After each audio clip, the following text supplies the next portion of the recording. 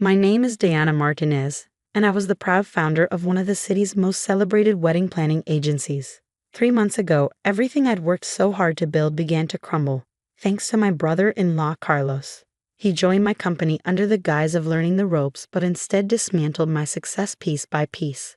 To make matters worse, he convinced my family that the blame rested squarely on my shoulders.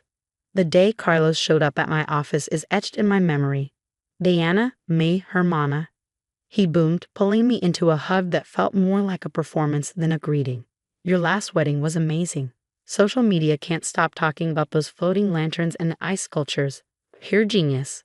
I ignored the warning signs, the overly enthusiastic smile, the subtle way his eyes scanned my awards and magazine covers displayed on the wall.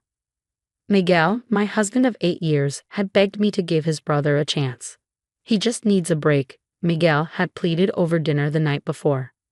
The startup he worked for went under, and good opportunities are hard to find. Dreams to reality wasn't just a business to me, it was my life's work. I had started it 10 years ago from my tiny apartment, working tirelessly to build a reputation for delivering once-in-a-lifetime experiences. Now I was booking million-dollar weddings and gracing the pages of top bridal magazines. Carlos was all charm that day. I'll start at the bottom, he insisted, sitting on the edge of my chair like he belonged there. I just want to learn from the best. Who better than my brilliant sister-in-law? Looking at the photo on my desk, Miguel and I beaming at a gala where I'd won Entrepreneur of the Year, I gave in. Fine, I said, my voice heavy with reluctance, but you'll start with the basics. Wedding planning is about more than just big ideas. It's about details, trust, and precision. Carlos nodded, but something in his expression felt off. I brushed it aside. At first he seemed eager to learn. He shadowed my junior planners, handled coffee runs, and won over the staff with his charm. But then the accidents began. A bride's flower order was inexplicably swapped from classic white roses to garish orange lilies. A critical seating chart was accidentally deleted. A vendor payment mysteriously disappeared. Whenever I confronted him, Carlos played the victim. I was only trying to help, he would say with wide, innocent eyes. Maybe there's a glitch in the system. Sarah, my senior planner, tried to warn me. Diana, these mistakes aren't random. Carlos is always at the center of them. But Miguel dismissed her concerns. He's new, my amor. Everyone makes mistakes at first. Don't you remember your first year? Yes, I remembered it vividly. Endless hours, meticulous triple checks, and a refusal to let any detail slip through the cracks.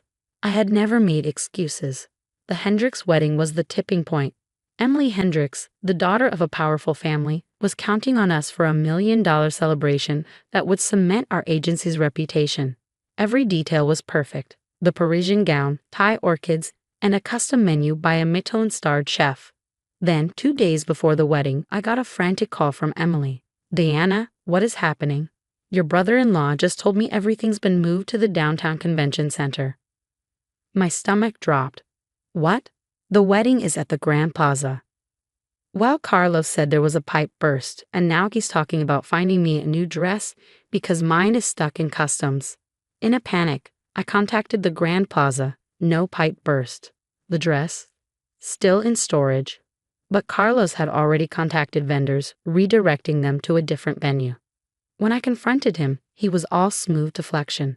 I just wanted to be prepared. You've been so stressed, Diana. Maybe you should let go a little, delegate more. I couldn't believe his audacity. That night, I called a family meeting. I expected support, but Carlos had already spun his narrative. Diana's been under so much pressure, he said, his voice heavy with feigned concern. I've done my best to help, but she's been so paranoid, blaming me for everything. My in-laws nodded sympathetically. Mijita, Miguel's mother, said, maybe you need to take a step back. Carlos says you've been working too hard. My temper flared. Working too hard? He's sabotaging my business. Enough? Miguel snapped. Carlos is family. He's trying to help, and you're treating him like the enemy. You owe him an apology.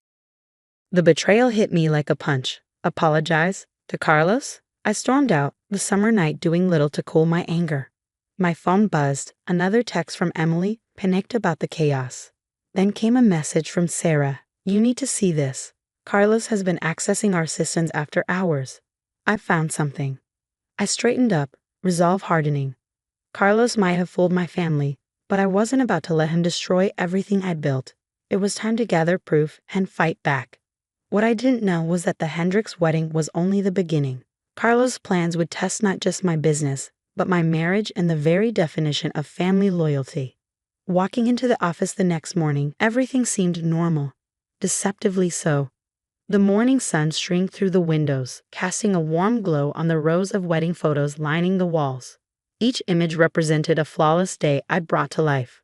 Now, every one of them felt like a fragile illusion on the verge of collapse. Sarah was waiting at my desk, her laptop open and her expression grim. "You need to see this," she said, her voice low. She turned the screen toward me, displaying a series of system logs. Every night between 2 and 4 a.m., someone's been accessing client files, changing details, rescheduling appointments, all under Carlos's login. I leaned closer, scanning the entries, my chest tightened. He's deliberately targeting our highest profile clients. Sarah's expression darkened further. "And that missing vendor payment? Look at this." She opened a deleted email, showing a forged message from Carlos redirecting the payment to a different account. He claimed an urgent update to the vendor's banking details. The realization hit me like a punch. He's not just sabotaging weddings, he's trying to destroy our reputation. Before I could process it further, Carlos breezed into the office, a tray of coffee in hand. "Buenos dias," he chirped, his grin as bright as the sun outside. "Diana, I've been thinking about the Hendricks wedding. I know I overstepped, but I've got some ideas to make it even better." I forced a smile, suppressing the urge to call them out right then and there. Miguel's words about family loyalty echoed in my mind. "That's great," I replied evenly. "Why don't you write up a proposal? I'd love to see your vision." His eyes lit up, whether with genuine excitement or something more calculated. I couldn't tell anymore. The rest of the day was a blur of carefully orchestrated documentation. I tracked every mishap, saved screenshots, and backed up files to secure cloud storage. Sarah worked quietly beside me, compiling evidence to bolster our case. That evening, Miguel surprised me with takeout from my favorite restaurant. He set the table with extra care, even lighting a candle. "Mi amor," he said, his tone gentle but firm, "we need to talk about Carlos." My heart raced. Had he finally seen through his brother's lies? "He's really impressed everyone," Miguel continued, his voice laced with optimism. "I think it's time we give him more responsibility, his own accounts to manage." The wine glass froze halfway to my lips. "You're joking." "Why not? He's family, Diana. He has great ideas, and he's eager to learn." Eager to learn? I set the glass down carefully, trying to keep my voice steady. "Miguel, he's sabotaging my business." Miguel's expression hardened. "There you go again. When did you become so paranoid? This isn't like you." "Paranoid? I have proof." "Enough." Miguel stood abruptly, his chair scraping against the floor. "I can't watch you treat my brother like this. He made one mistake with the Hendricks wedding, and you've turned it into a vendetta." I stared at him, my partner, my confidant, the man who had always been my rock. Now he was willfully blind to the truth, or worse, refusing to see it. The days that followed were a careful balancing act. I played nice with Carlos, pretending to trust him, while quietly gathering the last pieces of evidence. Sarah and I created a detailed paper trail, documenting every unauthorized change, every deleted email, every phone call. Then Carlos made his next move. The Anderson account was one of our most loyal clients. Lisa Anderson had trusted us with her corporate events for years, and now her daughter's wedding was in our hands. It was the kind of relationship I'd worked so hard to build, one Carlos seemed determined to destroy. "Lisa, I'm so sorry," I overheard him saying on the phone. His tone was dripping with fake concern. "Diana's been under so much stress lately. Maybe we should talk about transferring your daughter's wedding to another agency, just to be safe." That was the breaking point. I had everything I needed to expose him. That night, I showed Miguel the evidence, the system logs, the emails, the recordings. But he didn't even glance at the screen. "Family stands together, Diana," he said, his voice cold. "If you can't understand that, maybe you need to rethink your priorities." I slept in the guest room that night, clutching my phone with all the evidence I'd worked so hard to collect. My perfect life, The business I'd built, the marriage I'd cherished, was unraveling before my eyes. The next morning, I made my decision. Family might stand together, but I hadn't built my company by letting others destroy it. Carlos's gain was over. It was time to fight back. What I didn't realize was that Carlos had already set his endgame in motion, and the fallout would be more devastating than I could ever have imagined. The beginning of the end came in the form of a company-wide email. Dear team, it read, due to recent concerns about management stability, we will be restructuring Dreams to Reality's leadership. Carlos Martinez will take over as interim CEO during this transition period. My hands trembled as I stared at the screen. Somehow, Carlos had gained access to my admin credentials. He was making his move. Before I could react, my office door slammed open.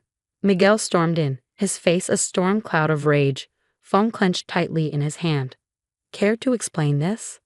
He demanded, shoving the screen in front of me. The photos made my stomach drop. Dozens of them, images doctored to look like I was embezzling company funds, meeting secretly with competitors. They're fake, I said, though my voice wavered. Miguel wasn't listening. Carlos found them on your computer, along with emails, proof that you've been sabotaging your own weddings to frame him. Dios mío, Diana, how could you? Before I could defend myself, Sarah appeared in the doorway. Stop right there. Her voice was sharp, cutting through the tension like a blade. She strode in, laptop in hand. Carlos didn't count on one thing. I've been tracking everything since his first day. With a few clicks, Sarah played a video. It showed Carlos, late at night, accessing my computer, planting false evidence, and making those after-hours system changes.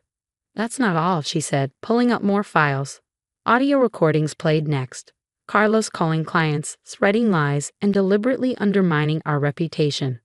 Miguel's expression shifted from anger to confusion to horror. He sank into a chair, staring at the screen. But why? Because Dreams to Reality should have been mine. Carlos' voice rang out from behind us. We turned to find him standing in the doorway, his mask of charm and innocence finally gone. His face twisted with rage and resentment. I had the idea for this business years ago, he spat, but no one would take me seriously. Then you came along, some outsider, and built what I'd always dreamed of, and everyone loved you for it. Carlos, Miguel whispered, his voice breaking. What have you done? The next few hours passed in a blur of chaos. Lawyers, police statements, more evidence pouring in from Sarah's meticulous files. Carlos's scheme unraveled in real time. Not only had he sabotaged the business, but he'd also committed fraud by diverting vendor payments into personal accounts. That night, Miguel held me as I cried, the weight of everything finally breaking over me. I'm so sorry, my amor, he murmured. I should have believed you. Family loyalty matters, but trust is everything.